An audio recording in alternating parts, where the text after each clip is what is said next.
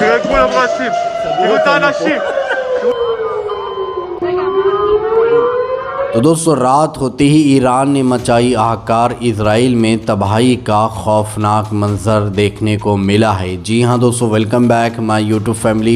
उम्मीद करता हूँ कि आप सब बढ़िया होंगे, ठीक होंगे और दुआ करता हूँ कि आप ऐसे ही ठीक रहे, खुश रहे, मुस्कुराते रहे। तो दोस्तों ईरान और इजराइल के बीच जंग का सिलसिला काफ़ी ख़तरनाक जारी है।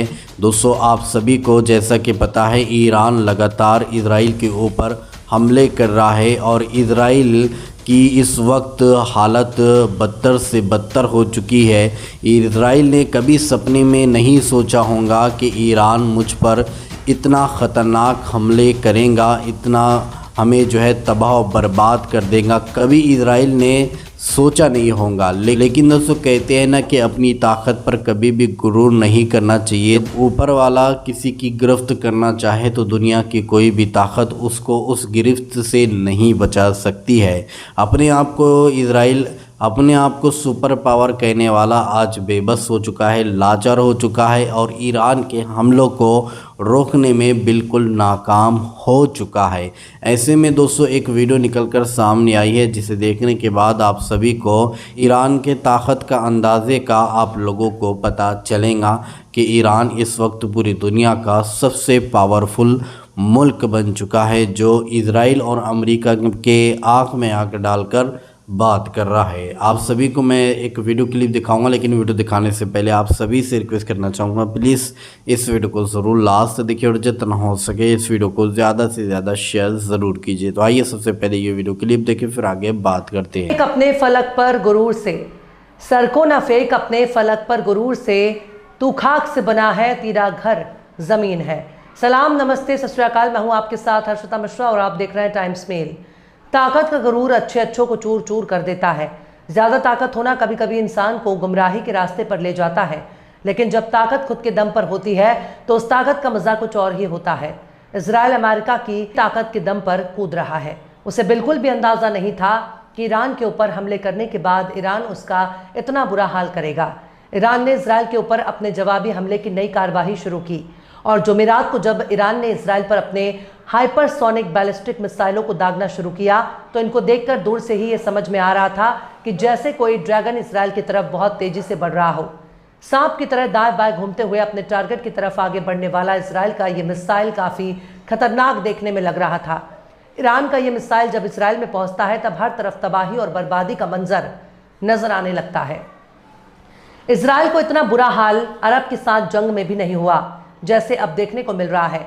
ईरान ने इतनी बुरी तरीके से हमला किया कि उसके हमलों की शिद्दत को देखकर यूरोप वाले दांतों तले उंगली दबा लें। ना तो का आयरन डोम काम कर रहा है, ना ही अमेरिका का एयर डिफेंस सिस्टम इजराइल को बचा रहा है। ईरान के मिसाइल हमले की वजह से इजराइल के भीतर सरकारी इमारतें जमींदोज हो रही हैं। उसकी मिसाइल हमलों की जद में इजराइल के अस्पताल भी आ चुके हैं। आपको याद होगा गजा में भी इजराइल यही काम कर रहा था, वहाँ के अस्पतालों को निशाना बना रहा था। तब दुनिया इस काम को बहुत ही नाजायज़ मान रही थी, क्योंकि जंग के दौरान अस्पतालों को निशाना नहीं बनाया जाता, एम्बुलेंस पर हमला नहीं किया जाता, स्कूल पर हमले नहीं किए जाते, रेफ्यूजी सेंटर पर हमला नहीं किया जाता, मीडिया दफ्तर पर हमला नहीं किया जाता। पर इजराइल ने इसमें से ऐसा कौन सा गुनाह नहीं किया। इजराइल ने फिलिस्तीनियों की नफरत में हर उस जगह पर हमला किया जिसे इंटरनेशनल कानून के तहत बहुत गलत और कानूनन गुनाह माना जाता है। लेकिन इजराइल के लिए जंग का कोई उसूल नहीं। पर ईरान भी इजराइल की भाषा में ही जवाब दे रहा है, क्योंकि इजराइल ने यही काम ईरान के साथ किया। ईरान के स्कूल, हॉस्पिटल और यहाँ तक कि न्यूज़ चैनल पर हमला किया। अब ईरान के मिसाइलों ने जब इजराइल को दर्शन देना शुरू किया तब इजराइल चीख रहा है, चिल्ला रहा है, शोर मचा रहा है, अमेरिका को बुला रहा है। आखिर कैसे इजराइल के बड़े बड़े नेता सुना रहे पिटाई की दास्तान। आखिर कैसे नेतन्याहू ईरान पर लगा रहे भयंकर कुटाई का इल्ज़ाम। आखिर कैसे ईरानी मिसाइल को देखकर एयर डिफेंस हो गया धुआं धुआं। आखिर कैसे पूरब से पश्चिम और उत्तर से दक्षिण तक इजराइल में छाया मातम। आखिर कैसे ईरानी मिसाइल को देखकर यूरोप से लेकर अमेरिका तक हाहाकार। बताएंगे आपको और भी बहुत कुछ, लेकिन आप अगर हमारे चैनल पर नए हैं और पहली बार हमारी वीडियो को देख रहे हैं तो आप हमारे चैनल टाइम्स मेल को सब्सक्राइब कर लें, वीडियो को लाइक कर दें और बेल आइकन का नोटिफिकेशन बटन भी प्रेस कर दें ताकि बिना देरी हमारी हर खबर आपको मिलती रहे। लौटते हैं अब खबर की तरफ। ईरान इस वक्त जैसे को तैसे के फॉर्मूले पर काम कर रहा है। इजराइल ने ईरान के तेल डिपो को निशाना बनाया तो इजराइल के हाइफा के ऑयल रिफाइनरी को बर्बाद कर दिया। इजराइल ने ईरान के अस्पतालों पर हमला किया तो ईरान भी अपने अस्पतालों का बदला इजराइल से ले रहा है। यानी जैसा तुम हमारे साथ करोगे वैसा ही हम तुम्हारे साथ करेंगे। खून के बदले खून, हाथ के बदले हाथ, आंख के बदले आंख और जान के बदले जान। शायद इजराइल इसी भाषा को समझता है, वरना बेहद ही शांत रहने वाले ईरान पर हमला ना करता। और बदले में जब ईरान इजराइल पर पलटवार किया तो इजराइल हर बार अमेरिका को पुकारने लगता है। इसलिए कहा जाता है कि जो भी करो खुद के दम पर करो। दूसरों के भरोसे बैठकर दुश्मन से मुकाबला करना अच्छी बात नहीं, क्योंकि दुश्मन को कमजोर समझना भी एक घमंड की निशानी है। इजराइल ने जिस दुश्मन को बेहद कमजोर और मजलूम समझा, उस देश ने उसे दौड़ा दौड़ा कर पीट दिया।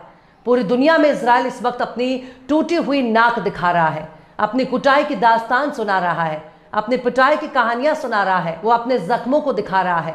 इजराइल अपना आंख नाक मुंह दिखा रहा है, लोगों को समझा रहा है कि ईरान हम पर बहुत बुरी तरीके से हमला कर रहा है। यूं समझ लीजिए कि इजराइल के लिए 13 जून की तारीख एक बुरे ख्वाब में तब्दील हो चुकी है। पूरी दुनिया ने देख लिया कि कैसे यूरोप और अमेरिका का एक कठपुतली ईरान पर हमला कर देता है। वो भी तब जब ईरान अमेरिका के साथ न्यूक्लियर डील कर रहा था, परमाणु समझौता कर रहा था, लेकिन उस डील को खराब करने के लिए इजराइल ने ईरान के ऊपर हमला कर दिया।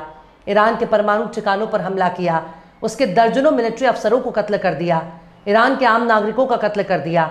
इसे अपनी आत्मरक्षा का नाम देता है। इजराइल के साथ साथ यूरोप और अमेरिका भी इजराइल की आत्मरक्षा की वकालत करते हैं। लेकिन जब ईरान ने इजराइल को कड़ा जवाब देने की कसम खाई और जब ईरान ने रात होते होते इजराइल के आसमान लाल कर दिया तो नेतन्याहू शोर मचा रहे हैं। इजराइल के लिए 19 जून एक काला दिन साबित हुआ। इजराइल के बड़े बड़े शहरों का दिवाला निकल चुका है। उनके बड़े बड़े नेता बंकरों में जाकर छिपे हैं। यहां तक कि खुद नेतन्याहू पूरे परिवार के साथ बंकर में जा छिपे हैं, क्योंकि ईरान की खतरनाक मिसाइलों ने पूरे इजराइल में तबाही मचा रखी है। इजराइल का कोना कोना इस वक्त ईरानी मिसाइल से ढक चुका है। ईरान अपने एक एक आदमी की मौत का बदला लेने के लिए इजराइल पर बुरी तरीके से ताबड़तोड़ हमला कर रहा है। इजराइल की बड़ी बड़ी इमारतें भी जमींदोज हो रही हैं। पता नहीं नेतन्याहू ने कौन सा बीफ बिरयानी खाया था जो उसे हजम ही नहीं हो रहा। इजराइल ने जुमेरात को अपना हाइपरसोनिक मिसाइल लॉन्च किया। ईरान का ये 13वां मिसाइल अटैक था। अब तक तो ईरान केवल रात में हमले करने के लिए जाना जाता था, लेकिन अब रात और दिन हर वक्त हमले कर रहा है, जिनको रोक पाने में इजराइल का यह सिस्टम बिल्कुल नाकाम है, क्योंकि दाएं बाएं और अपना रास्ता बदलकर चलने वाली ईरानी मिसाइल कब किधर से आकर सिर पर गिर जाएगी, इसकी कोई गारंटी नहीं। ईरानी मिसाइल ने अमेरिका के एयर डिफेंस सिस्टम को भी नाकारा बना दिया। डेविड स्लिंग भी हो किसी लायक का नहीं रहा।